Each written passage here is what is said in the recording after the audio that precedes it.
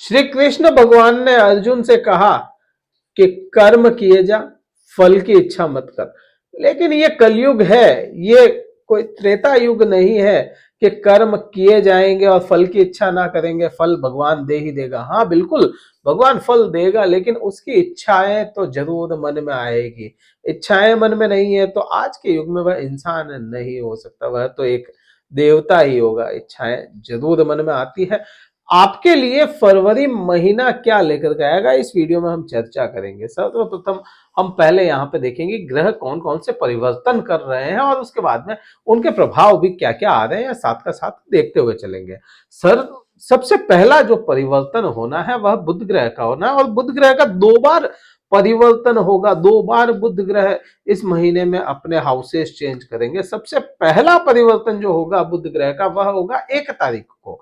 1 तारीख को ही बुध ग्रह परिवर्तित होकर के आपके सप्तम भाव से निकल के आपके अष्टम भाव में चले जाएंगे। अष्टम भाव में बुध ग्रह का आ जाना, आप यहां पे देखेंगे कि अष्टम भाव क्या हो जाता है। अष्टम भाव आपके दुख दर्द पीड़ाएं और आपके कष्ट होते हैं, वहां पे अगर लग्नेश या राशि स्वामी चला जाता है तो यहाँ पे स्वास्थ्य को खराब करने का काम करता है, स्वास्थ्य के प्रति आपकी चिंताएं बढ़ा देता है। आपको यहां से यही अष्टम भाव आपके कहें कि क्योंकि यह लग्नेश या राशि स्वामी होता है तो संबंधों को भी थोड़ा सा समेटने की कोशिश करता है। तो बुध ग्रह का यहाँ पे आपका गोचर शुरुआत में तो बहुत अच्छा नहीं है, लेकिन जैसे ही दूसरा गोचर बुध का होगा, दूसरा गोचर 20 फरवरी को होगा, वह आपके लिए बड़ा अच्छा होगा और वह फायदेमंद होगा।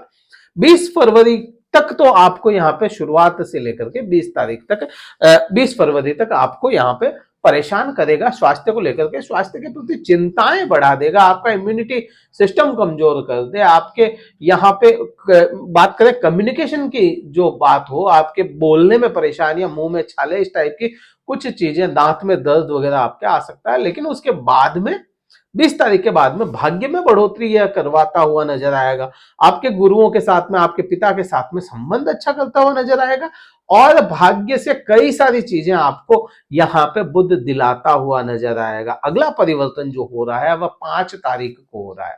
5 तारीख को मंगल ग्रह परिवर्तित करेंगे और मंगल ग्रह भी आपके अष्टम भाव में आ जाएंगे।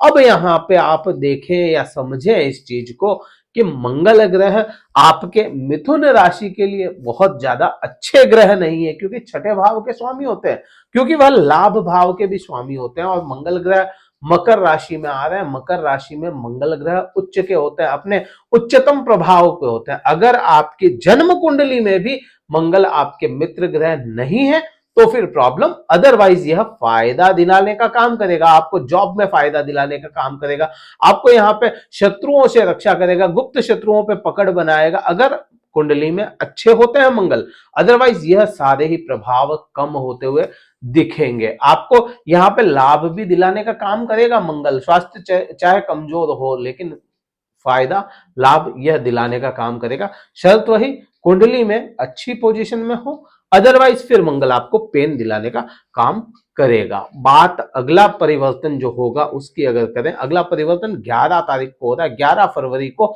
शुक्र ग्रह परिवर्तित कर जाएंगे। शुक्र ग्रह अभी आपके सप्तम भाव में, पति पत्नी के संबंध 11 तारीख तक बड़े मधुर रहने यहाँ पे, क्योंकि आपके जो पंचमेश है वह खुद यहाँ पे बैठे हैं सप्तम भाव में। सप्तम भाव में पंचमेश का बैठना बड़ा अच्छा रहता है और सप्तम भाव में शुक्र ग्रह का बैठ जाना बहुत अच्छा, आप इसको संकेत मान सकते हैं पति पत्नी के आपसी संबंधों के लिए, पति पत्नी में के प्यार में मधुरता बढ़ाने के लिए बड़ा अच्छा संबंध हो जाता है शुक्र का सप्तम भाव में। यहीं से आपको 11 तारीख तक पार्टनर्स, जो आपके बिजनेस पार्टनर्स भी होते हैं या किसी भी तरह के पार्टनर्स होते हैं, उनके साथ में भी संबंध बड़े मधुर रखेगा। लेकिन उसके बाद में परिवर्तित होकर के आपके क्या प्रभाव लाएगा 11 तारीख के बाद में, 11 तारीख से लेकर के 29 तारीख की ही यहाँ पे शुक्र के पर्सपेक्टिव से बात करें तो जहां शुक्र है अभी, या शुक्र जहां पे इफेक्ट डाल रहा है, जहां का प्रभावशाली ग्रह हो जाता है, जैसे शुक्र ग्रह आपके एक तो 12वें भाव का प्रभावशाली ग्रह हो गया, दूसरा आपका हो गया पंचम भाव का, तो यह पंचम भाव और 12वें भाव इनमें कमी करेगा यह 11 तारीख के बाद में।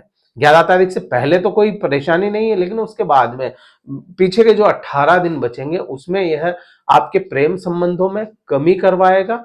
किसी प्रकार का आर्ग्यूमेंट आ सकता है आपके प्रेमी जोड़ों में, यहाँ पे आप आपसे संबंधित जैसे आपके प्रेमी जोड़ों के हैं उसमें, आपके पति पत्नी में, आपके पार्टनर्स के साथ में आर्ग्यूमेंट बढ़ सकता है, क्योंकि वहां पे मंगल उच्च के होंगे, यहाँ पे उच्च के नहीं है, मित्र राशि में है। ये सब चीजें ठीक हो गई, लेकिन यहाँ पे उच्च के हो जाएंगे, उच्च के प्रभाव लेकर के आएंगे और शुक्र को यहाँ पे कंजर्व करके बैठेंगे, तो यहाँ पे आर्ग्यूमेंट की स्थितियां आपके लेकर के आएगा।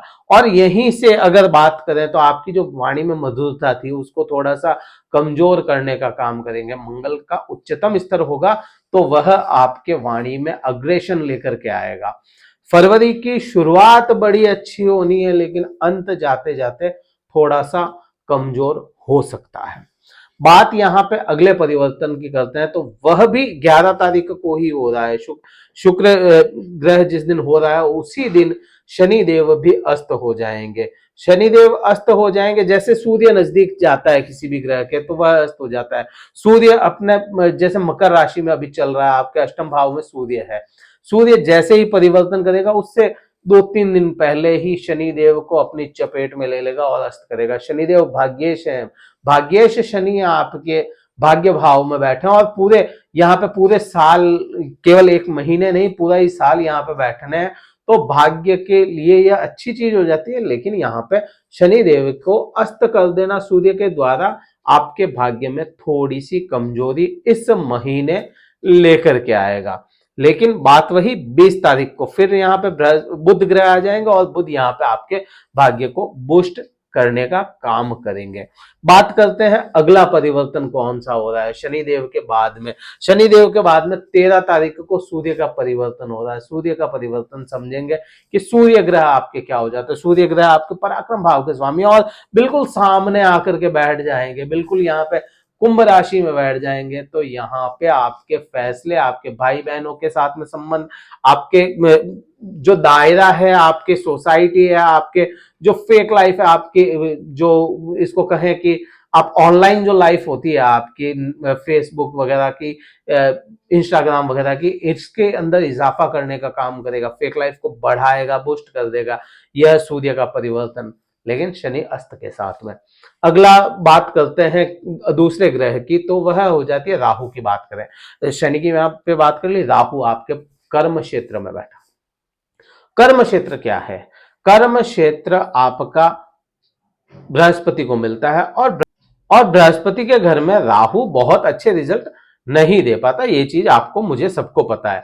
लेकिन यहाँ पे नैसर्गिक तौर पे कर्म क्षेत्र में राहु का बैठना बड़े अच्छे रिजल्ट लेकर के आता है। तो यहाँ पे यह सारी चीजें ठीक है, टेंशन दूसरी चीजें बन रही है, लेकिन कर्म क्षेत्र यहाँ पे कर्म किए जा फल की इच्छा ना कर, वो चीज जो आई ना, तो यहाँ पे ये कर्म करवाता रहेगा, कर्म को रोकेगा नहीं, आपके आगे से आगे करियर को आगे से आगे बढ़ाने का काम करेगा इस महीने। और पूरा ही महीना इसका यही असर आना है, रुकेगा नहीं है। और स्पेशल बात कब हो जाएगी? जब मंगल परिवर्तित कर जाएगा, क्योंकि मंगल की चौथी दृष्टि में राहु था आपके, तो वह कर्म को उतना बूस्ट नहीं कर पा रहा था।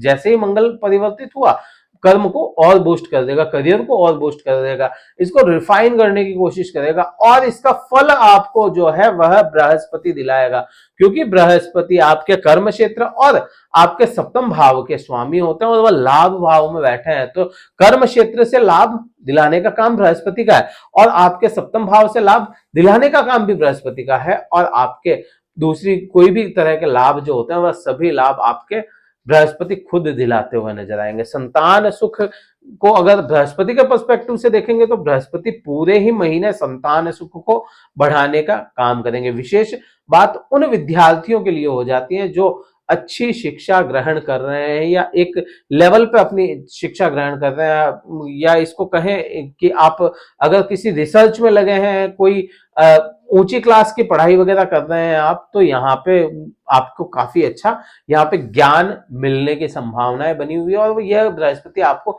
ज्ञान दिलाते हुए नजर आएंगे।